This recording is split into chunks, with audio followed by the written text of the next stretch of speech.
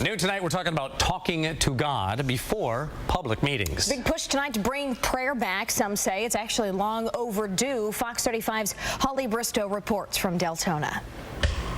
To pray or not to pray? That could soon be the question for Deltona City Commissioners. Commissioner Lowry raised the issue, and he thought that it would be time to bring back vocal prayer, out loud, at the beginning of the meeting, which is what is traditional at the state of Florida and federal level. Commissioner Herb Zischkow is in favor of the idea. I remember personally how this country lost ground when the Supreme Court eliminated prayer from the public schools, which I attended around 1961. And as the country has gone downhill, I think more and more people are recognizing that if we return to God, we return to the great America that we once had. The mayor of Deltona asked Commissioner Lowry to head up a ministerial committee that would write up a proposal for the council to consider. Commissioner Zischkow has his own ideas. I would prefer to have the commissioners alternatingly lead the prayer. I don't think that we are bound to make pastors functionaries of the government. Number one. Number two, prayer is a personal activity. It's literally speaking with God. And the commissioners should be able to do that, to ask for divine guidance in their deliberations. We asked folks who live in Deltona if they think spoken prayer should be brought back to commission meetings. I think they should. How come? Because there's so many denominations, so many different beliefs in God that it doesn't have any meaning. I would definitely say that they would have to be very careful with it. It should be there, and it should be in school. It's what this country was built on. If it's a non-denominational prayer, I suppose it's all right. But if it leans toward one particular religion, then I would be against it. An age-old debate that isn't quieting down. In Deltona, Holly Bristow, Fox 35 News. And prayer in public meetings, it's long been a hot topic. Let's talk with civil rights attorney Larry Walters, who's live in studio. Larry, you've had plenty of experience with these kinds of cases. You actually defended atheists from the Lakeland area who say that prayer in public meetings shouldn't be allowed. So I would imagine your stance in this particular issue is...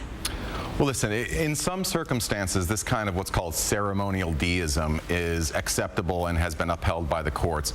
But where the governments tend to get into trouble is when they focus on a particular religion. So, for example, the city of Lakeland has had problems, and they're being sued in federal court because they've repeatedly had only Christian denomination prayers before their meetings. And so if the government is suggesting that one particular belief in God is appropriate, that's where it gets to be a problem. Would it be less of an issue, Larry, if there was more of an effort to include prayers from more religions, or are we getting into, in that case, just maybe a waste of time because it's taken so long?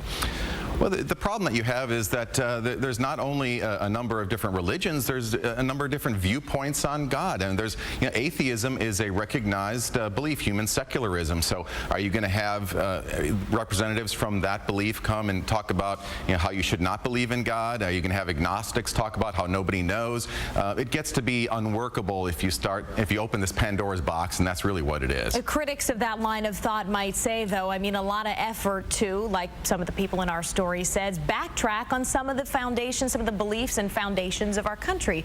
Do you recognize that side of the argument as well? Yeah, I recognize that the country was founded by religious men.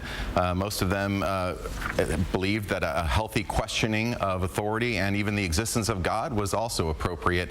And so if you look back into history, there were a number of different viewpoints on God, just as there are now. And the only question is, at what level do you include that in government functioning? There is a separation of church and state that's been recognized by the courts, and to the extent that you try to intertwine religion and these government functions, it can become a constitutional problem for the counties. Yeah, and it's always a hot debate. Again, this issue in Deltona is still being hashed out. Larry Walters, thank you so much for coming in tonight. My pleasure.